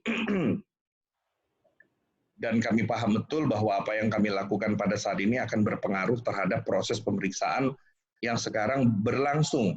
Jadi bukan hanya yang terjadi di kami, tapi juga terjadi di seluruh entitas yang kami periksa. Ini akan berpengaruh terhadap proses pemeriksaan yang kita laksanakan di seluruh daerah pada saat ini. Karena sekarang lagi pemeriksaan LKPD.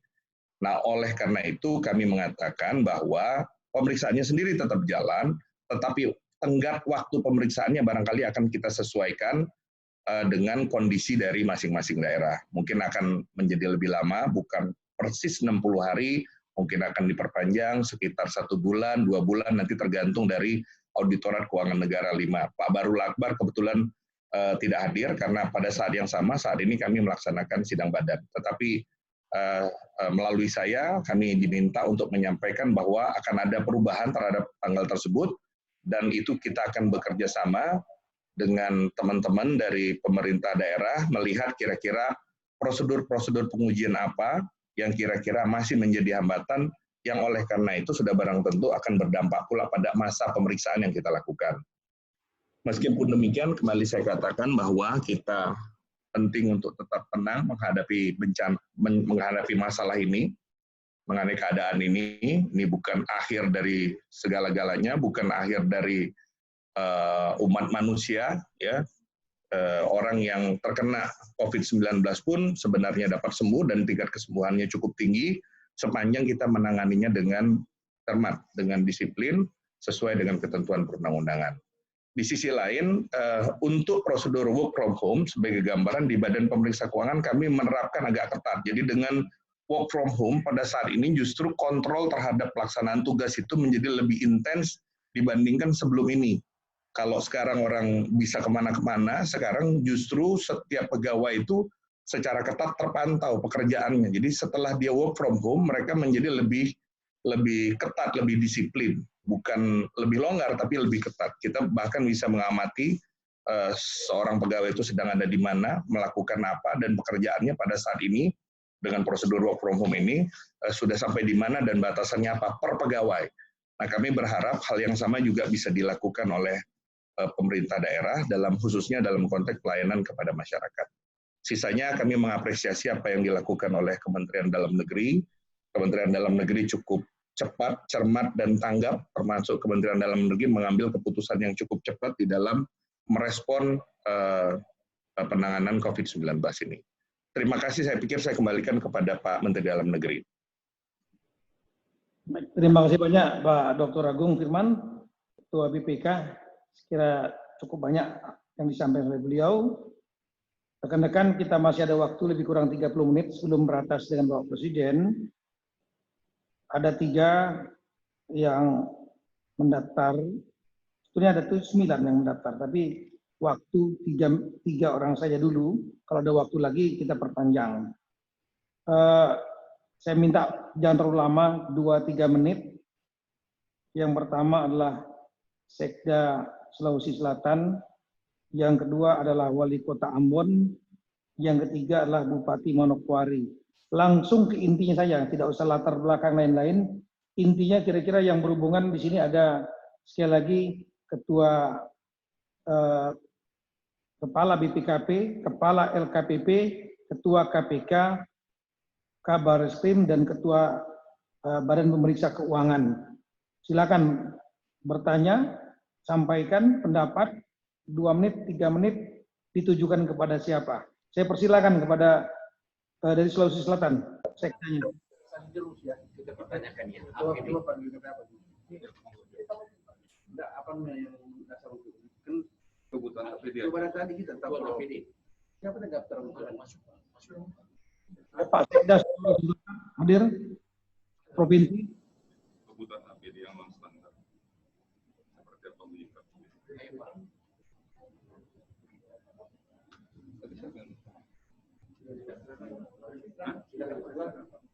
Kita. Terima kasih Pak Kemendagri. Assalamualaikum warahmatullahi wabarakatuh. Terima kasih Bapak Kemendagri, Bapak Jenderal Tito Karnavian. Assalamualaikum warahmatullahi wabarakatuh.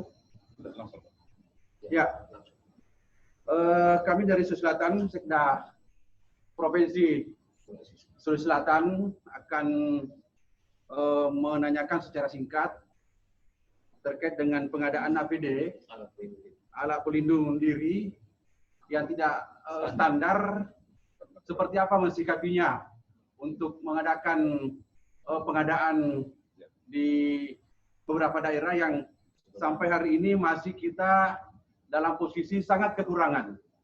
Adapun data-data yang diminta oleh Kemendagri kita sudah kirim, mudah-mudahan hari ini sampai, dan semoga saja realisasi dari data itu bisa segera kita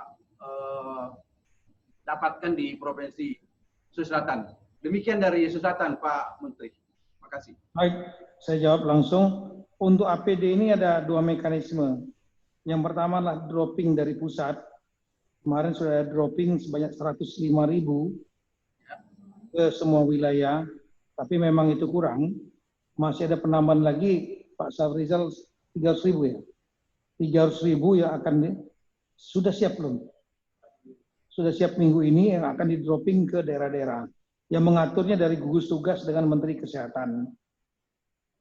Kemudian yang kedua, bisa juga melaksanakan pengadaan sendiri, karena banyak sekali industri kita yang sebetulnya selain mengadakan APD, juga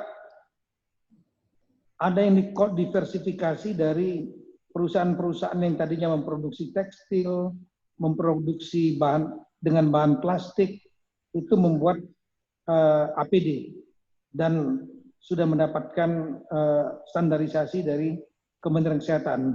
Data-datanya perusahaannya ada 28 atau 32. Berapa Bu jumlahnya? Perusahaan APD? 32. Kemarin sudah kita bahas, tapi intinya nanti 32 perusahaan ini dan perusahaan-perusahaan lain, masker lain-lain semua ada terdata di Kementerian Negeri. Soft copy-nya kita akan, sebetulnya sudah kita kirim, tapi mungkin Sulawesi Selatan belum terima. Tolong seluruh gubernurnya diberikan soft copy, sekdanya diberikan soft copy, daftar seluruh perusahaan yang memproduksi APD yang sudah disertifikasi oleh Menkes. Nah ini daerah dapat melaksanakan pengadaan sendiri. Karena ini butuh kecepatan. Ini hitungannya bukan hitungan lagi minggu atau bulan, hitungannya sudah hari bahkan jam. Kasihan tenaga medis kita pada garis depan sudah banyak korban. Dari 100 lebih korban di dunia yang tenaga medis, salah satunya yang cukup besar lah Indonesia, 12 atau 13 yang sudah gugur, belum lagi yang sakit. Oleh karena itu silakan rekan-rekan sekali lagi untuk provinsi, kabupaten, kota, sambil nunggu dropping dari pusat yang terus kita dorong, silakan melaksanakan pengadaan sendiri. Datanya kita akan sampaikan perusahaannya. Segera saya minta Dirjen Bangda yang punya datanya, soft copy-nya saja dikirimkan Bu. Termasuk ke Dirjen Otda, ada asosiasi teman-teman, asosiasi kepala daerah, tingkat provinsi, asosiasi sekda, kemudian asosiasi kepala wali kota, bupati, ini tolong dikirim, Bu Airin, Pak Azwar Anas, kemudian Gubernur DKI, Sekda, Sumatera Selatan.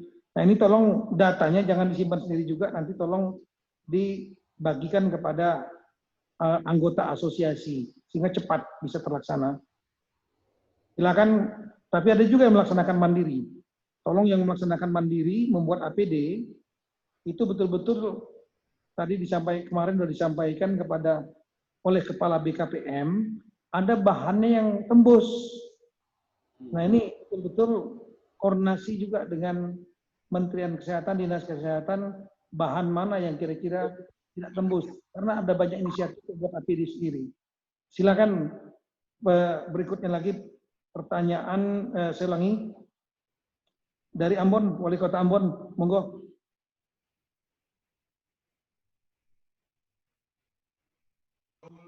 Om Swastiastu, Namo Buddhaya. Ya. Bapak Menteri Dalam Negeri yang saya hormati, Bapak Ketua KPK yang saya hormati, Bapak Kepala BPK yang saya hormati, Bapak Ketua LKPP yang saya hormati, Bapak Ketua BPKB dan Kabar Eskrim yang saya hormati. Pak Menteri, pagi ini betul-betul kita mendapat pencerahan dan penguatan yang luar biasa dari Pak Menteri dan staf di Jakarta. Terus terang Pak Menteri, sebelum pertemuan pagi ini, saya sudah bertekad untuk mengambil kebijakan untuk membantu rakyat dan masyarakat saya, walaupun pada akhirnya nanti saya harus berhadapan dengan hukum. Karena yang paling utama itu adalah keselamatan bagi rakyat dan masyarakat. Oleh karena itu, setelah saya mengambil kebijakan, ternyata apa yang ditempuh oleh pemerintah Kota Ambon dikaitkan dengan penjelasan dari Pak Menteri maupun Kepala KPK, Ketua KPK maupun Bapak Ibu para pejabat lainnya jelas-jelas bisa memproteksi kita dalam kebijakan-kebijakan yang kita ambil di Ambon untuk kota dan masyarakat Ambon. Di Ambon, Pak Menteri, tercatat 2 penduduk yang terindikasi positif. Dan 2 ini berasal dari luar daerah kota Ambon. Oleh karena itu, dalam status level paling tidak kita masih dalam level pertama. Kita berharap seluruh antisipasi-antisipasi yang telah diarahkan oleh Pak Menteri maupun oleh Ketua KPK dan Ketua Kepala LKPP itu akan menjadi acuan bagi kita untuk mengambil kebijakan-kebijakan selanjutnya. Pada mulanya saya ingin bertanya beberapa hal, tetapi dengan penjelasan yang disampaikan oleh Pak Menteri dan para petinggi negara, saya rasa seluruh sudah jelas, lengkap, dan kita akan betul-betul berpegang kepada arahan yang telah disampaikan oleh Pak Menteri. Hadir bersama saya, Wakil Wali Kota, Sekot, dan seluruh instansi terkait, termasuk para pokja-pokja sebagai ujung tombak untuk pelaksanaan program-program tahun ini. Demikian yang dapat saya sampaikan. Saya berdoa kiranya Pak Menteri dan seluruh pejabat yang ada di Jakarta terus diberikan perlindungan yang maksimal oleh Allah Subhanahu wa Ta'ala, Tuhan yang Maha Kuasa. Wassalamualaikum warahmatullahi wabarakatuh. Shalom. Om Santi Santi Santi Om. Namo Buddhaya. Tabia. Ya, terima kasih banyak Pak Wali Kota Ambon. Saya kira masukan-masukannya termasuk informasi yang terjadi di Ambon. Mudah-mudahan tetap aman di sana, Pak. Insya Allah. Kemudian kita silakan kepada Bupati Manokwari.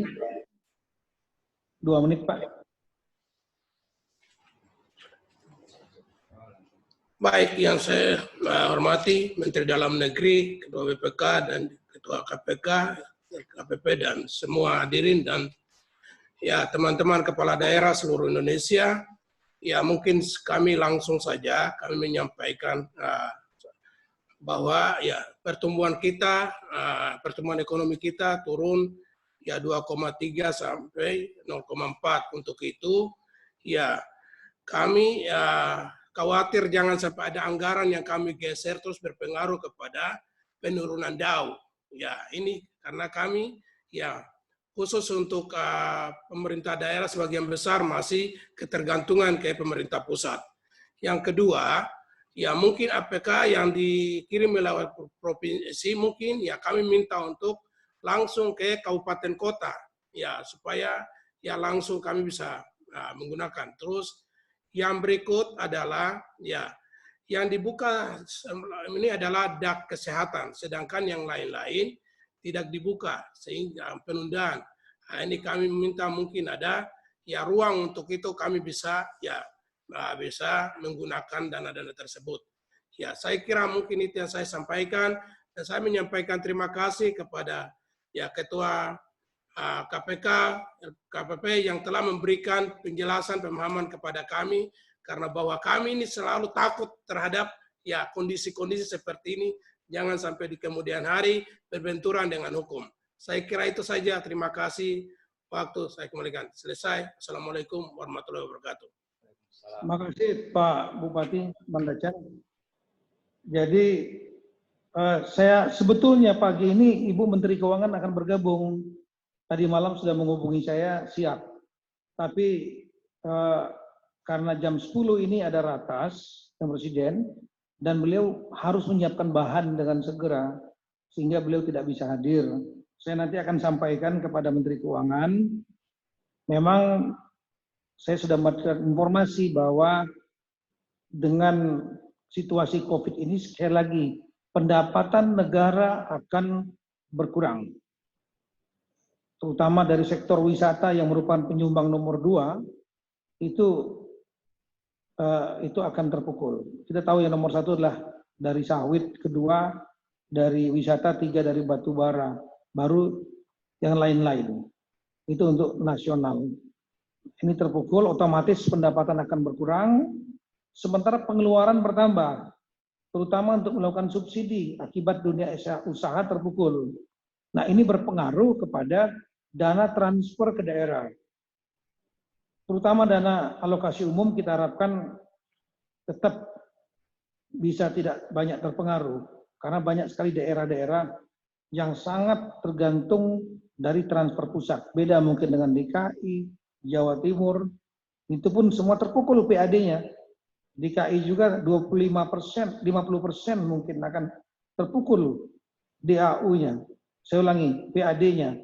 Padahal PAD-nya menyumbang 60% dari PAD Jakarta.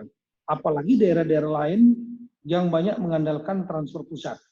Oleh karena itulah saya memohon dengan segala hormat, dunia usaha harus tetap hidup. Tidak hanya mengandalkan dari pusat tutup mata. Tidak. Pusat pun sangat mengandalkan pendapatan itu dari dunia usaha. Kalau dunia usahanya tidak hidup, dari mana pendapatan negara, pajak, dan lain-lain.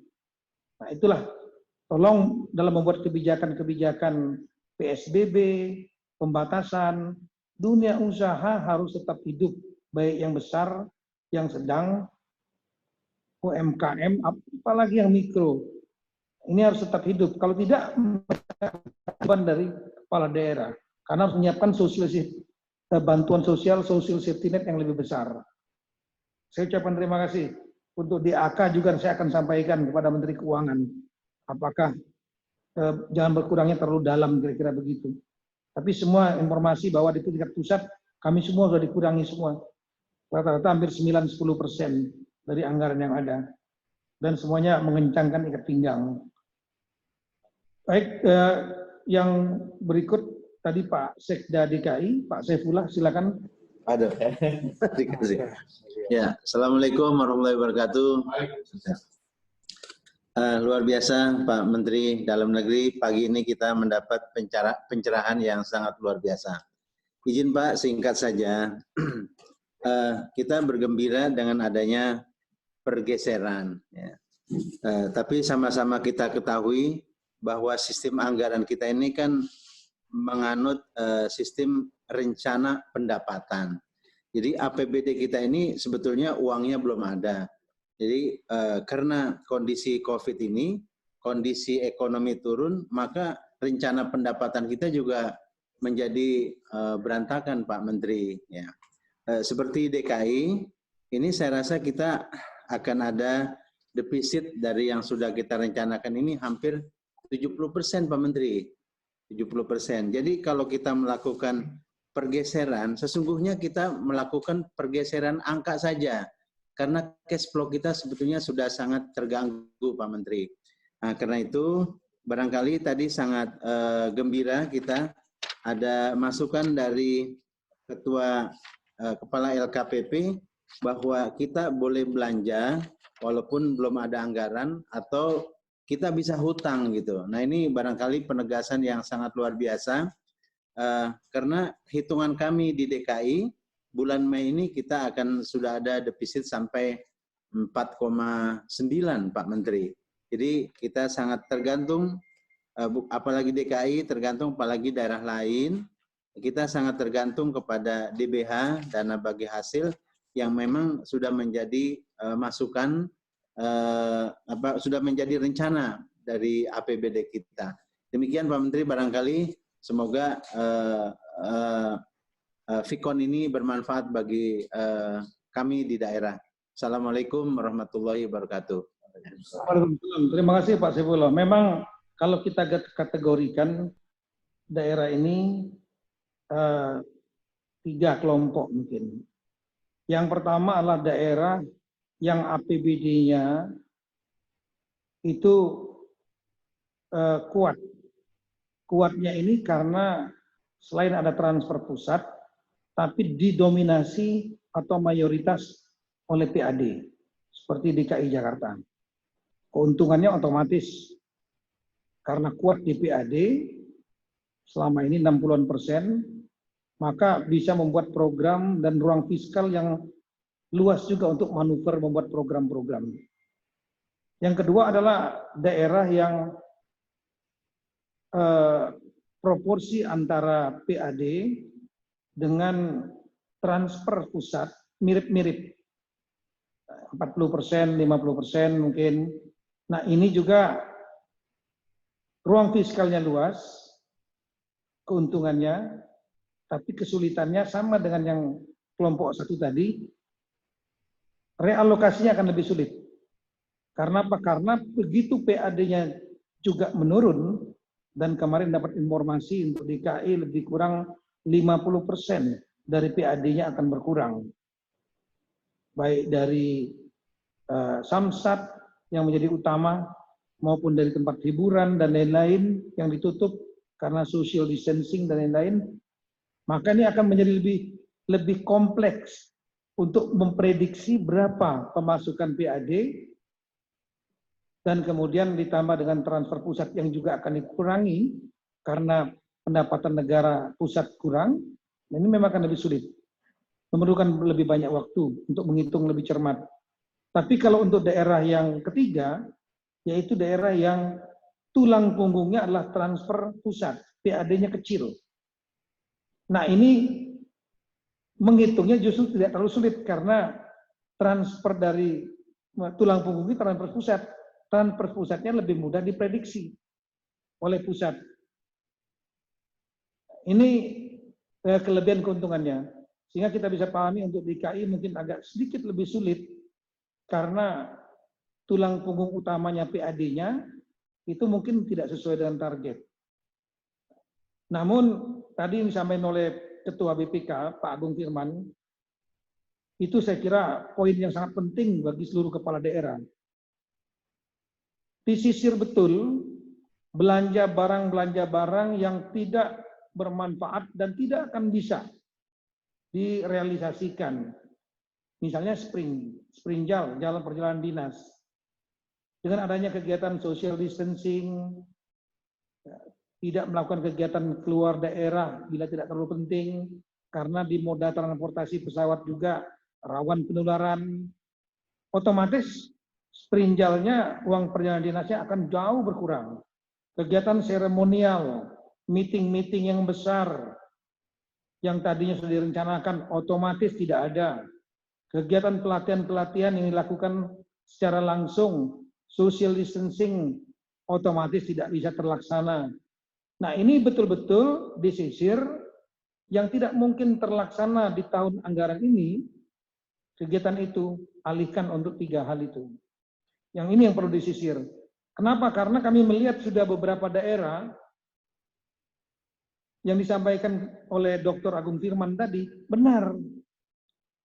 Ada beberapa daerah yang mengalokasikan untuk kegiatan yang berkaitan social safety net, saya ulangi, yang berkaitan dengan social safety net misalnya, anggarannya besar, di atas 3 triliun, hanya dialokasikan 1 miliar saja. Sehingga daerah ini kita tegur, tolong sisir kembali, daripada kami nanti nyisir itu. Yang kedua mungkin dari belanja modal, kegiatan belanja modal yang mungkin tidak bermanfaat, tidak diperlukan rakyat saat ini, yang bisa dialihkan untuk kegiatan ini, dialihkan. Nah ini, jadi tolong sisir betul. Jangan lain patok, kemudian dipatok begitu saja tanpa menyisir. Yang bisa disisir nggak mungkin bisa dilaksanakan, silakan digeser. Daripada nanti kemudian tidak terpakai, jadi silpa. Padahal kita lagi butuh uang. Nah kemudian yang terakhir saya kira mengenai masalah sekali lagi pembatasan skala sosial berskala besar ini PSBB, rekan-rekan sekalian, tolong betul-betul dihitung langkah-langkahnya, jangan sampai menjadi kontraproduktif. Seperti kasus di India atau kasus di beberapa tempat yang rusuh. Pembatasan sosial skala besar, termasuk pembatasan beberapa rekan-rekan yang melakukan pembatasan orang terutama masuk. Kegiatan-kegiatan seperti itu harus disertai dengan langkah pendahuluan, yaitu penyiapan social safety net. Dampaknya pasti akan ke masyarakat, mereka dibatasi, maka selain ekonomi akan terganggu, Misalnya, mohon maaf, di Sorong nutup bandara, otomatis dermaga ditutup, otomatis semua resort-resort yang ada di Raja Ampat kosong karena penumpang wisatawan yang mau melaksanakan kegiatan di Raja Ampat, pulau-pulau itu semua nggak ada pintu masuk, mau masuk ke sana. Ini karyawan-karyawannya pasti akan nganggur semua.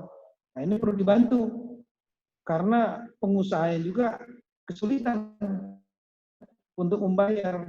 Nah, kemudian jangan sampai penutupan bandara dermaga mengganggu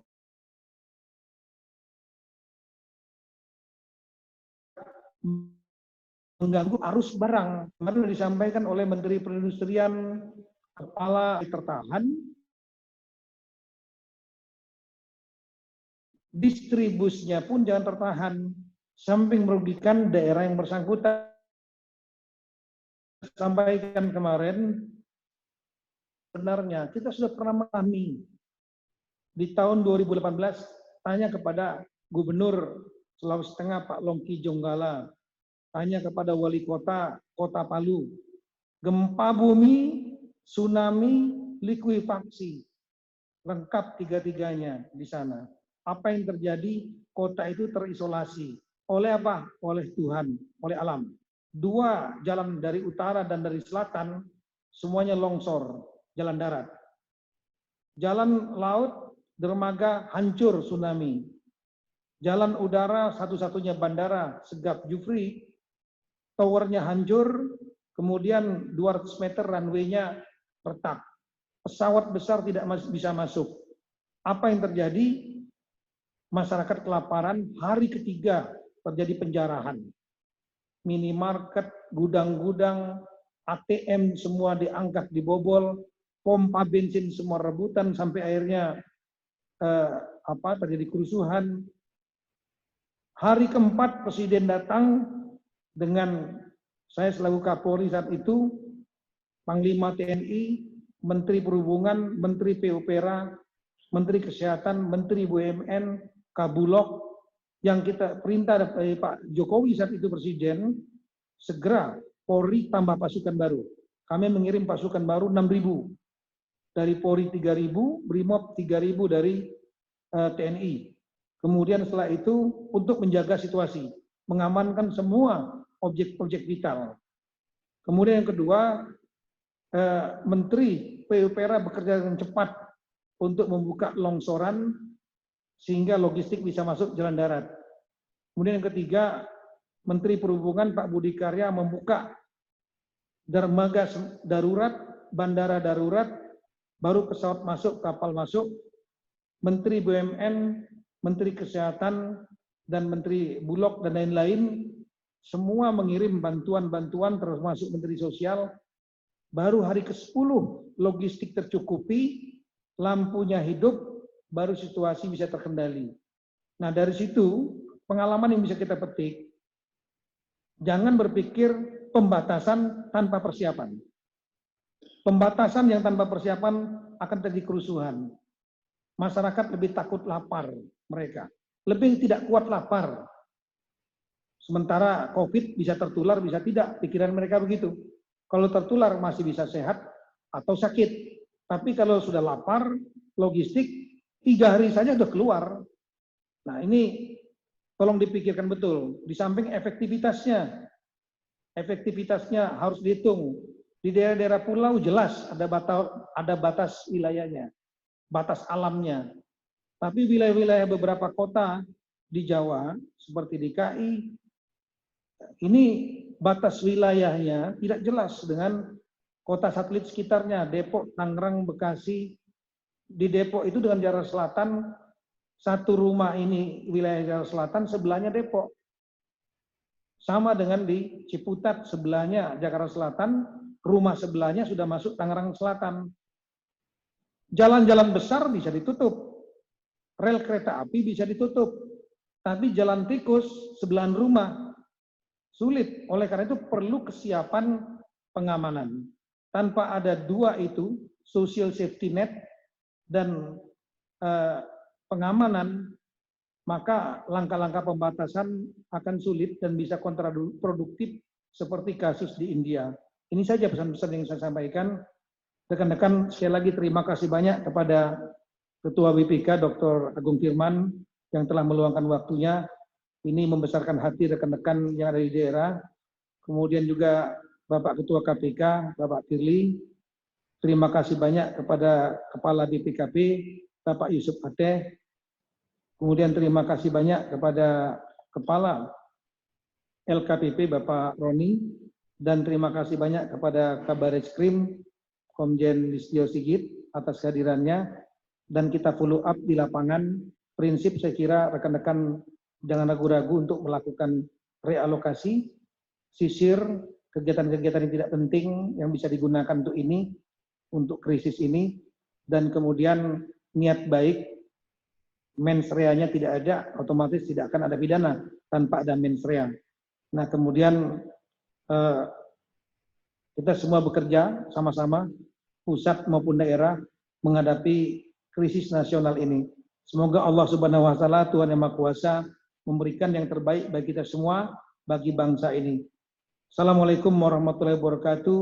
Tuhan berkati kita semua. Om Santi Santi Santi Om.